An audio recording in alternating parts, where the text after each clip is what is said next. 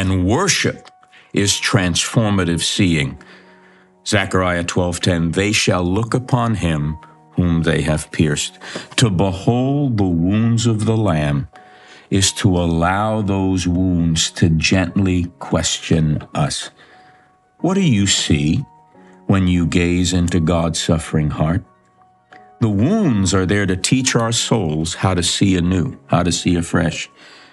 We are invited by contemplating those wounds because he takes those wounds into glory. He's the Lamb standing as if freshly slain. It's the cross-shaped position. It's to view suffering not as an ending, but as a beginning.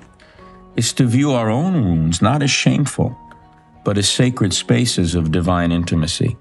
It's to see a broken world pierced and yet flowing with mercy.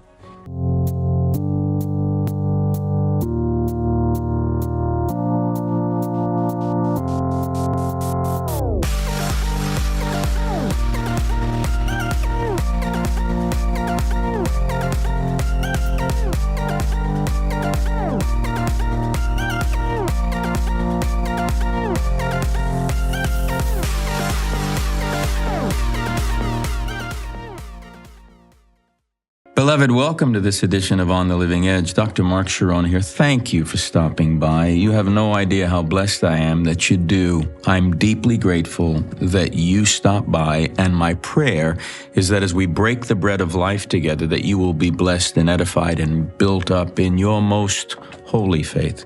Edge partners, again, I can never say thank you enough. Your generosity and love and support are enabling us to reach the entire world with the gospel. Hungry hearts are being satisfied, lost are being found, broken are being healed, and the weak are being empowered to live the life God calls them to live. Thank you. We're in a brand new series called He Reigns from the Tree, and this new installment, part 3, is Caught Up Higher, the Weeping Seer, and we're going to look at Revelation 4 and 5 when John hears the voice summoning him to the throne of the universe. Open your heart, open your mind, open the sacred text to Revelation 4, and let's get caught up higher. Beloved, as we now begin the third segment in this brand new series, He Reigns from the Tree, we're going to focus on Caught Up Higher, the Weeping Seer. Now, I've already established at the beginning that we are looking at John, the revelator, John, the seer, John, the contemplative mystic, from the Gospel of John and from the book of Revelation. John 19, where John is at the foot of the cross, and Revelation 5, where John is before the throne of God, are mirrors. These are bookends. In fact, John and Revelation are bookends in themselves. Every question raised and left hanging in John's gospel is answered in the book of Revelation. And there's so much going on between these two dynamics that the brilliance of the Spirit's work in orchestrating these sacred texts for our edification as we live with them and live into them is nothing short of breathtaking. And so what I want to look at now, having looked at John 19 a few times and the gaze of John the Beloved at the foot of the cross, I want to show you how that is a mirror of what happens in Revelation 4 and 5 when John is summoned to come before the very throne of the universe and behold a lamb standing as if freshly slain. It's the same thing, but from two different perspectives. So in Revelation 4, verse 1, we have these words recorded by John the Revelator. After these things I looked, and behold, a door standing open in heaven. And the first voice which I had heard, which he heard in the cave when he turned around to see the cosmic Christ, like the sound of a trumpet speaking with me, said, "Come up here," or "Come up higher, and I will show you what must take place after these things." And if we move from there to Revelation 5, we have these words, "Then I saw in the right hand of him who sits on the throne a scroll written inside and on the back, sealed up with 7 seals. Then I saw a strong angel proclaiming with a loud voice, "Who is worthy to open the scroll and to break its seals?" And no one in heaven or on earth or under the earth was able to open the scroll or to look into it. Then I was crying greatly because no one was found worthy to open the scroll or to look into it. Then I was crying greatly, for no one was found worthy to open the scroll, look into it. And one of the elders, one of the ancient ones, is what it literally says, said to me, stop crying or stop weeping. Behold, that's a contemplative word, behold. It's also a prophetic word about prophetic vision. Behold, the lion that is from the tribe of Judah, the root of David, has overcome so as to open the scroll and its 7 seals. Now, let me just say a few things about the scroll and the seals. In the ancient world, scrolls were sealed with a seal in wax, 1 seal. The fact that this scroll has 7 seals is spiritually significant. 7 is that number that unites heaven and earth. 4 is the number for earth. 3 is the number for heaven. 4 and 3, there's a reuniting of heaven and earth. But that scroll of destiny can be looked at in 1,001 ways. But one thing's for certain, only Jesus can open the scroll.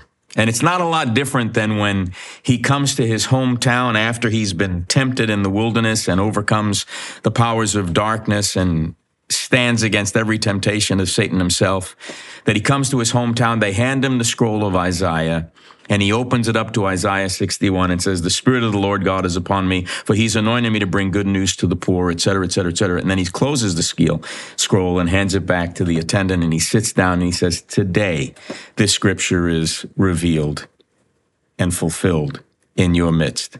In other words, what Jesus is saying there to his own home people is that whatever you thought this text was saying, I'm the fulfillment of all of it. So whatever you thought it meant, I'm letting you know this is about me.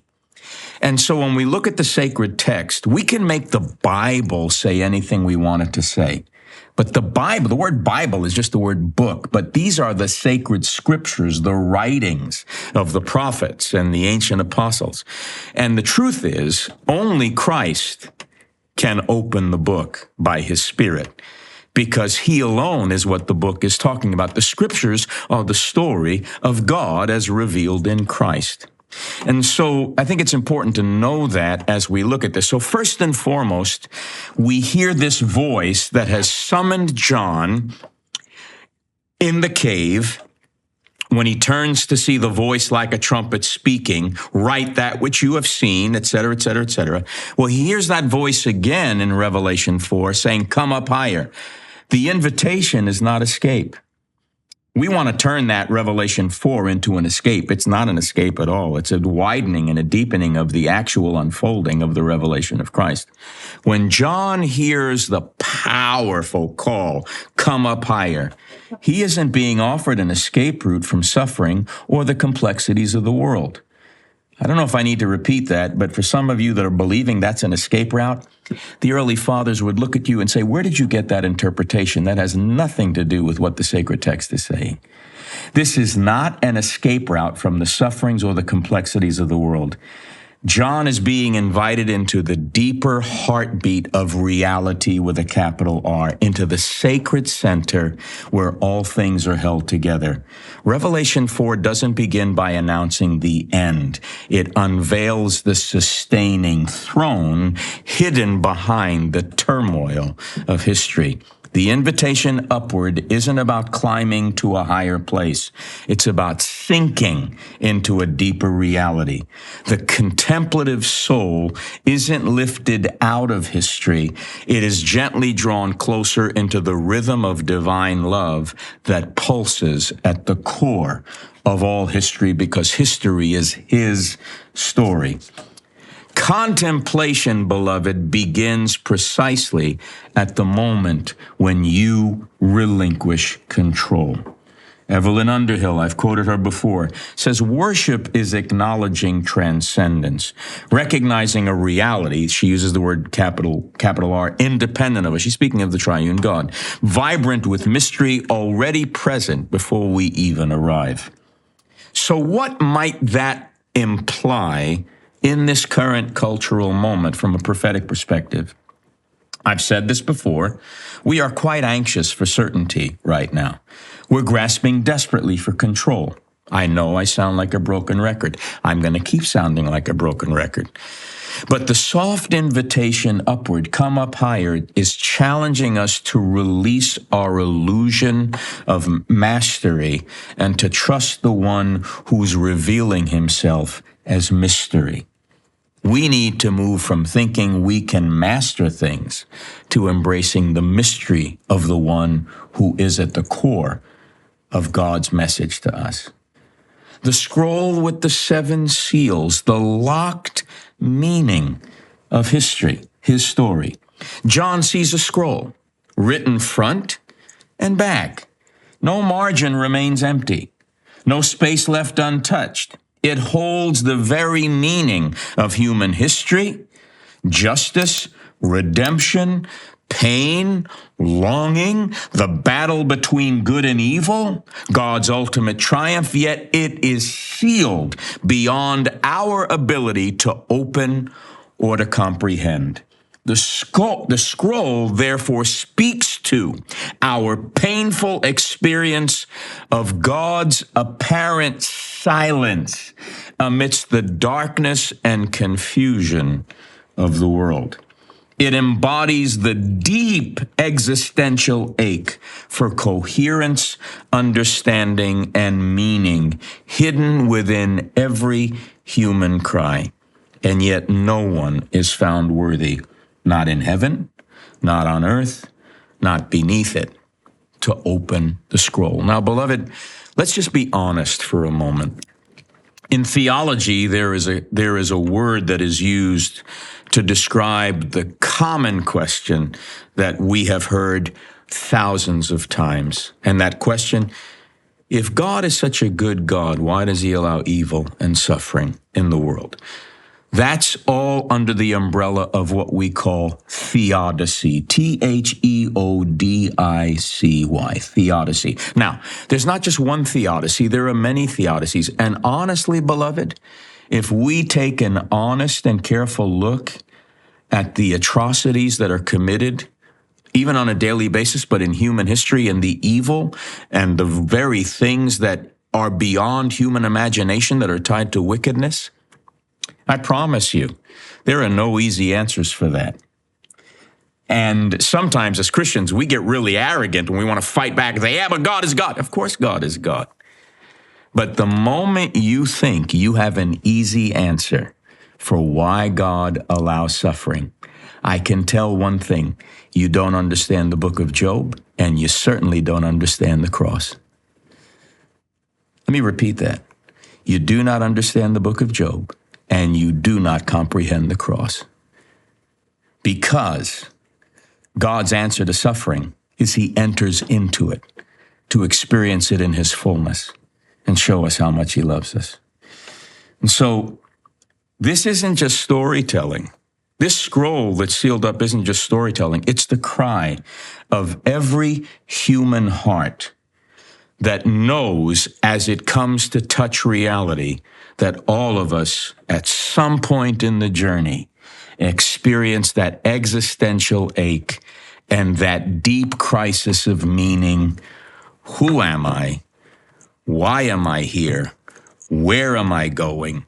Who's going with me?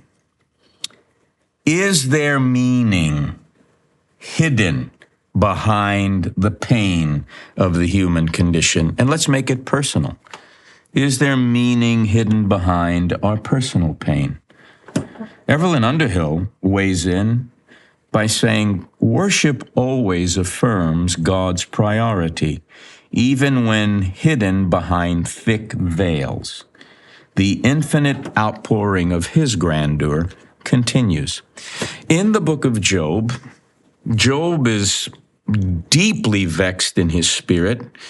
His so-called friends cannot answer his questions. He refutes them, and God says he's a man of integrity and that he's righteous, and no matter how much they accuse him, God says, you all misrepresented me. You're not answering his questions.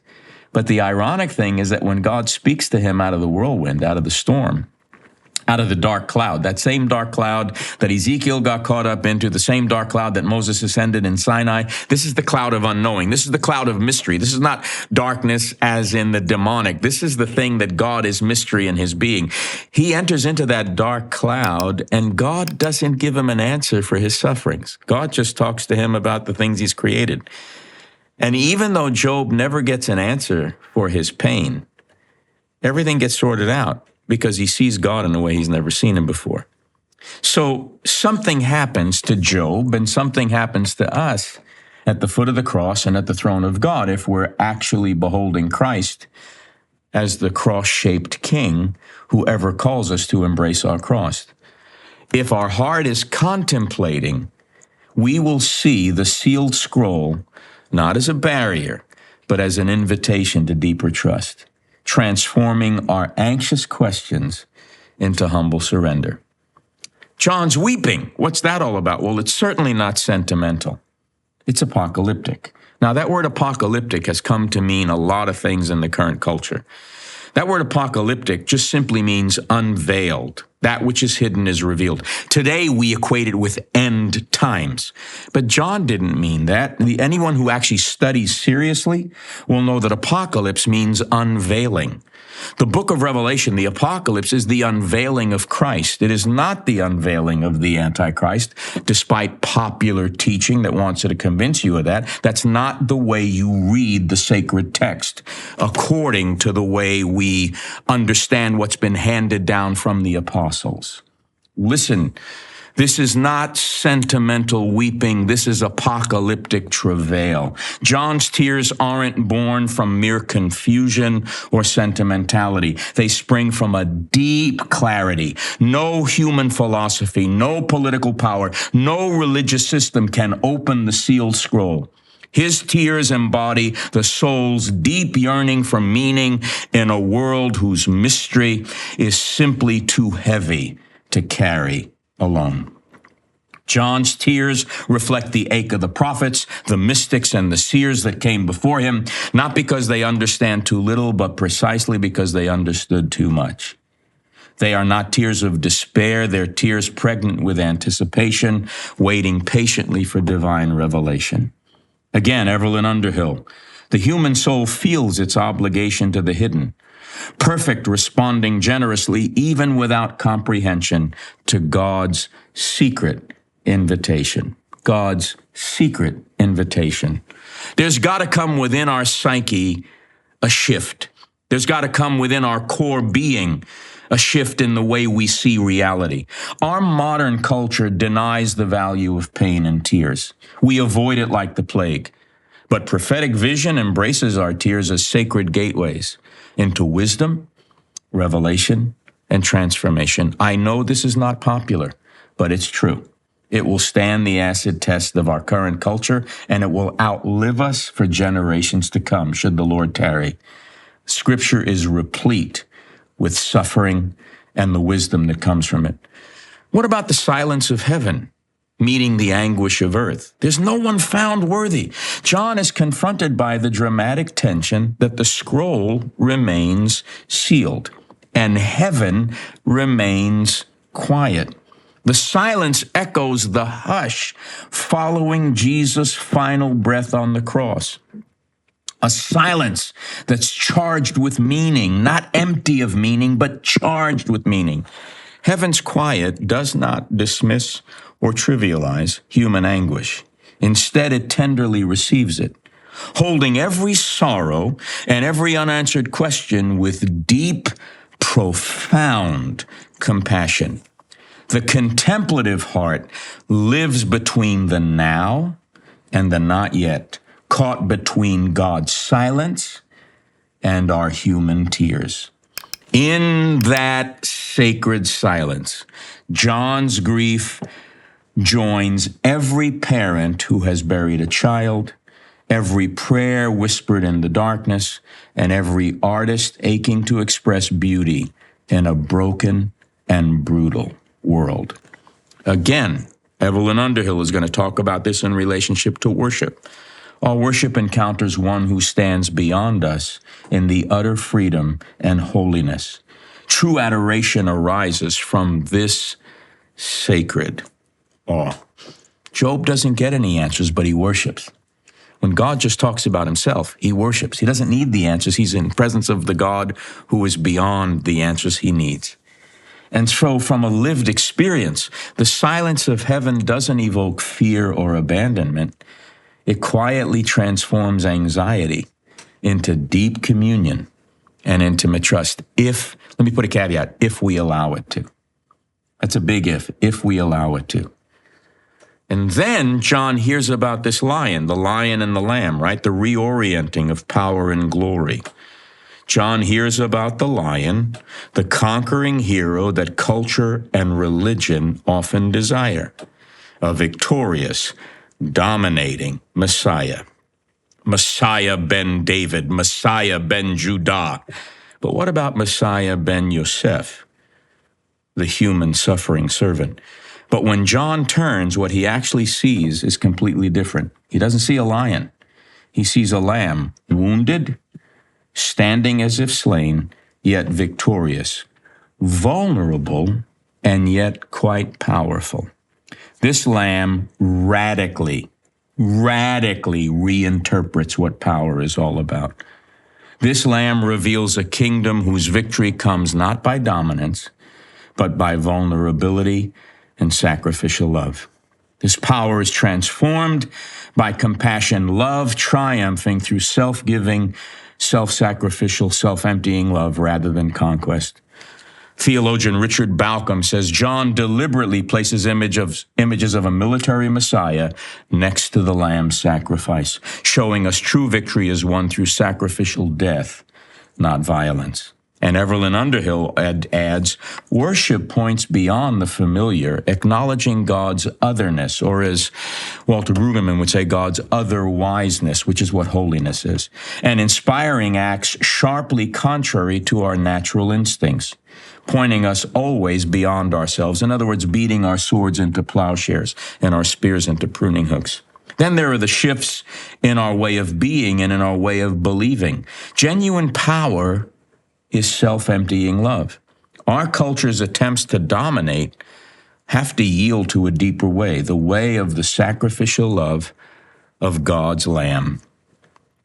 And worship is transformative seeing. Zechariah 12:10, they shall look upon him whom they have pierced. To behold the wounds of the Lamb is to allow those wounds to gently question us. What do you see when you gaze into God's suffering heart? The wounds are there to teach our souls how to see anew, how to see afresh. We are invited by contemplating those wounds because he takes those wounds into glory. He's the lamb standing as if freshly slain. It's the cross-shaped position. It's to view suffering not as an ending, but as a beginning. It's to view our own wounds not as shameful, but as sacred spaces of divine intimacy. It's to see a broken world pierced and yet flowing with mercy. Again, Evelyn Underhill, I just love what she says about worship. She says, worship purifies, worship enlightens, worship transforms. It awakens that seed of supernatural life where human and divine gently meet. Beloved, reality becomes sacramental mystery as we behold the Lamb. True knowledge emerges through participation with him in his sufferings and humble wonder, not through anxious explanation. So how do we integrate all these insights so that we understand them prophetically? Well, first, foremost, in the dimension of our way of being, which is our ontology, power is redefined carefully and wisely as sacrificial love. In terms of our way of knowing, which is epistemology, meaning is revealed softly, never forcefully grasped. From an existential perspective, embracing our human limits with quiet trust in divine mystery is the way forward. In terms of our lived experience, heaven's silence is communion, not abandonment. From our psyche's perspective and how we process all this psychologically, our tears are honored as sacred. They're transformative experiences, not something to be avoided. From a theological perspective, the Messiah as the Lamb reshapes our understanding of power as redemptive love. And as a sign and a wonder, that's semiotics. Reality is experienced as sacramental mystery. Beloved, I have some questions for you. Where is your craving for clarity at this season of your life causing anxiety instead of quiet trust? What is the sealed scroll saying about your life being invited to surrender rather than control right now? And how might your tears lovingly be guiding you into deeper wisdom? Let's close with this. Heaven's silence is never God's absence. It's his nearness. Your tears are prophetic. Your wounds are sacred doorways. Behold the Lamb. Power perfected in sacrifice. This is pure spiritual worship. Beloved, as always, at this time, I invite you to participate with us in the work that we're doing all around the world to see people's lives healed, empowered, and transformed by the gospel of Christ. Your giving enables us to continue to do what we're doing and sustain what we're doing in every nation on the planet. This month, for your love gift of $32, I want to put in your hands this brand new series, He Reigns from the Tree. You will want to go back over it again and again because it's a series on contemplative living, beholding the Christ, meditating on the cross. You're going to want to have this as a way of referring to the kinds of devotional practices that will aid you in pursuing that hunger and thirst after righteousness. Call now and sow that love gift of $32, and let me put this in your hands in either CD, DVD, or MP3. I promise you will not be disappointed. If you're moved on to sow a love gift of $52, I want to add a companion coaching series, 6 messages, content rich. He went out on a limb for me. And I want to talk to you about how Christ in the incarnation from the womb to the tomb redeemed the whole of your life from early infancy to old age, and how through each phase of your life, spiritual formation occurs. It's rich, it's transformative, it will bless your life. $52, CD, DVD, or MP3. And finally, for a love gift of $72, I'm going to also include the 4 PDFs with illustrations of all the content in this month's offer, He Reigns from the Tree. You're going to have all the content that I taught, all the quotes, plus rich, beautiful imagery to cause you to reflect on that in a meditative way and use it as a prayer guide. Call now, sow that love gift today, 32, 52, or 72. Let me put these rich resources in your hands. And because it's resurrection season, if you'll sow a love gift of $100, I'm going to make you a very special offer. You're going to get to be part of the Order of St. Maximus, a renewal movement of prayer and the development of our spiritual senses. And that $100 will cause you to be able to participate for the first year in the gatherings that we have by Zoom and the teachings that I do on the perfecting of our spiritual senses and the development of our contemplative prayer life. Call now, sow now. Thank you.